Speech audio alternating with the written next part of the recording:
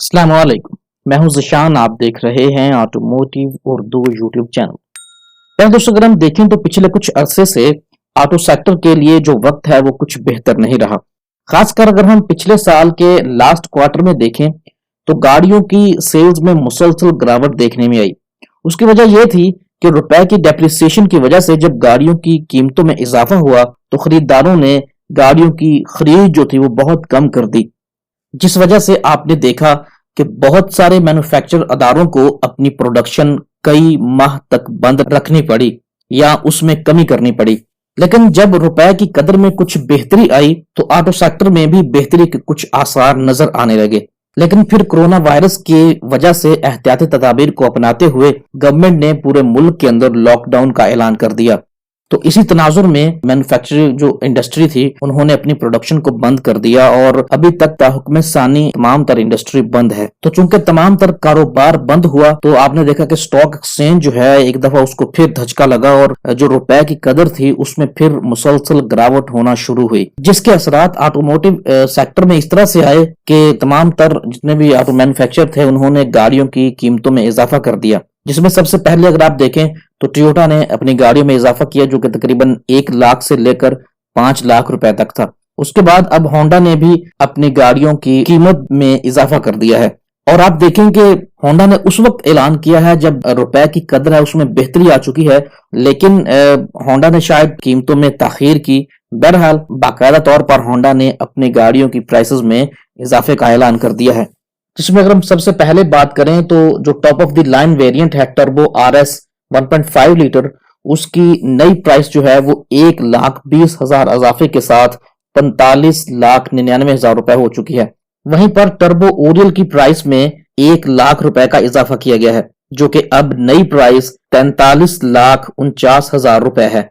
इसी तरह से सिविक 1.8 लीटर जो वेरिएंट्स हैं उनकी प्राइसेस में 1,20,000 और 1 लाख रुपए का इजाफा किया गया है, जिसके साथ VTI SR CVT की प्राइस तकरीबन 38,99,000 रुपए हो चुकी है, जबकि VTI CVT की नई प्राइस जो है वो 36,49,000 रुपए मुकर्रर की गई है। इसी तरह से सिटी 1.3 मैनुअल ट्रांसमिशन वेरिएंट जो है उसकी प्राइस में 60,000 रुपए का इजाफा किया गया है, जिसके साथ इसकी नई प्राइस 23,89,000, जबकि ऑटोमेटिक ट्रांसमिशन वेरिएंट में 65,000 रुपए इजाफे के साथ 25,74,000 रुपए तक प्राइस बढ़ाई गई है। इसी तरह से सिटी के जो 1.5 लीटर के तमाम तर वेरिएंट्स हैं उनकी प्राइस में 70,000 रुपए का इजाफा किया गया है।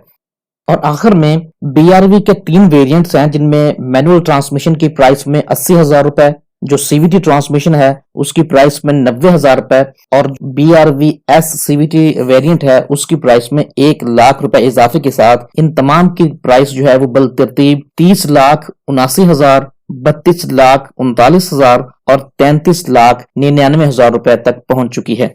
वहीं पर अगर हम टर्म एंड कंडीशंस की बात करें तो 23 अप्रैल 2020 से लेकर जितनी भी बुकिंग्स आज तक हुई हैं उन तमाम पर नई प्राइस वो लागू होगी। लेकिन वो लोग जिन्होंने 22 अप्रैल तक पूरी पेमेंट की थी उनको डिलीवरी वो पुरानी कीमत पर ही दी जाएगी। वहीं पर वो लोग जिन्होंने 22 अप्रैल को गाड़ी बुक करवाई या इससे पहले कोई गाड़ी बुक करवाई और उसकी पार्शियल पेमेंट की तो उनको भी नई कीमत ही अदा करनी होगी। इसी तरह से वो स्टॉक जो इस वक्त डीलरशिप्स के पास मौजूद है उनकी जो इनवॉइस होगी वो पुरानी कीमत पर ही बनेगी 9 मई तक, और 9 मई के बाद तमाम गाड़ियों की कीमत जो है उसमें इजाफा हो जाएगा और नई कीमत जो है उन पर एप्लीकेबल होगी। तो प्यारे दोस्तों, ये तो कुछ प्राइस इंक्रीज के हवाले से था।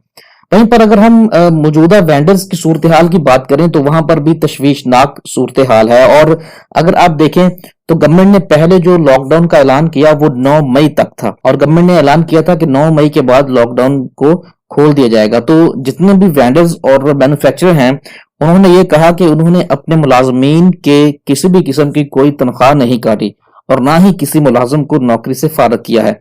लेकिन अगर गवर्नमेंट मजीद इस लॉकडाउन को एक्सटेंड करती है तो हमें मजबूरन अपने 20% जो लेबर है उसको फारग करना पड़ेगा और हो सकता है कि हम 2 महीनों तक की तनख्वाह भी उनकी काट लें। अप्रैल की जो सैलरीज हैं उनमें तकरीबन 50 से 60% की कटौती हो। इसके साथ मुश्किल की इस घड़ी में टोयोटा ने अपने तमाम तर वेंडर्स के लिए ये ऐलान किया है, ये अपॉर्चुनिटी दी है कि वो अपने बिजनेस को चलाने के लिए टोयोटा से इंटरेस्ट फ्री लोन ले सकते हैं, जो कि एक अच्छी बात है। और टोयोटा ने ये एक अच्छा कदम उठाया है अपने तमाम तर जो वेंडर्स हैं उनको अकोमोडेट करने के लिए।